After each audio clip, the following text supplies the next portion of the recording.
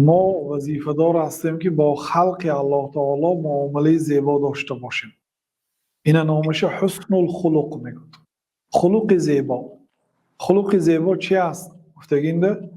گفتن که بذل الخیری، بذل المعروف، صرف کردن نیکی. چی نیکیه که دارید همونو به مردم صرف کنید. خواه پول است، خواه علم است، خواه مصلحت است، خواه معامله نیک صرف کنید. و کف الاذی، اذیت از مردم دارید، یعنی زهرتون نچک کنید به مردم، خواه با زبان خواه با دست. پیامبر صلی الله علیه و سلم میگه که المسلم من سلم المسلمون من لسانه و یده، روایت بخاری.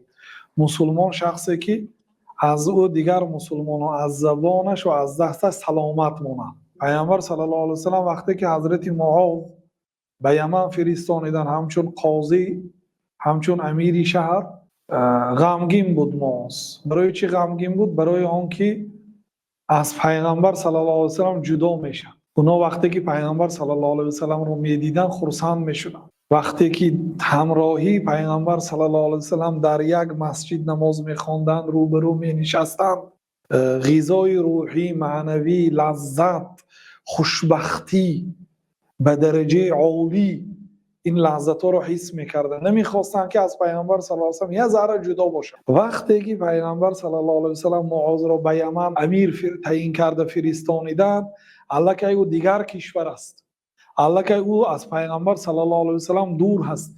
پیغمبر صلی الله علیه و سلم تقریبا 62 ساله بودند، یعنی احتمال زیاد است که دیگر پیغمبر صلی الله علیه و سلم رو نبیند.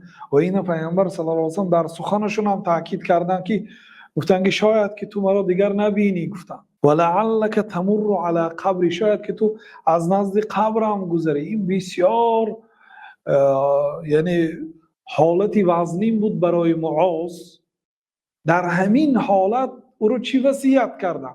گفتن که اتق الله حیث ما کنت، در کجایی که باشی از الله تعالی تقوا کن، فرمان الله تعالی رو اجرا کن، از گناه ها خودداری کن. و خالق الناس بخلق حسن، با خلق الله تعالی با خلق نیک معامله کن. با الله تعالی تقوا کن، فرماناش اجرا کن، از نهی کردهاش خودداری کن. با خلق الله تعالی معامله نیک کن. من معامله نیک به شما تفسیر کردم که بذل الندى، نیکی را از خود صرف کردن، و کف الاذى، اذیت خود داشتن، و طلاقة الوجه، در وقتی واخوردن با چهره کشاد معامله کردن. همین سه چیز خلق نیک است. و خالق الناس بخلق حسن و اتبع السیئة الحسنة تمحوها.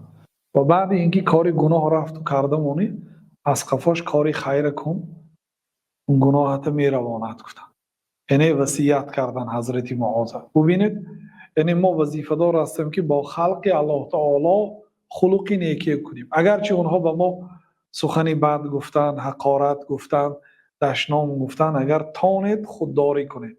الله تعالی تعریف کرد بندگان خود را، گفت که و عباد الرحمن الذين يمشون على الارض هونا و اذا خاطبهم الجاهلون قالوا سلاما. بندگان نیک الله تعالی آنهایی که در روی زمین خاکسارانه راه میگردند و وقتی که جاهل ها با آنها خطابی نادرست کرد، قالوا سلاما، یک سخن را میگویند که از گناه سلامت میمونند. چه خیلی که او گپ زد من باید هم خیلی جواب گردانم و حقارت کند، شما هم باید همون گونه حقارت نمیکنید. بهترش که خودداری میکنید، فرشته ها از جای شما دفاع میکنن، رد میگردانن. بهتر یعنی راهی درجه کمال سکوت، چیزی نگفتن. تانید دعای نیک کنید، نتانید حق دعای بد کردن دارید، لیکن حقارت و دشنام نکنید.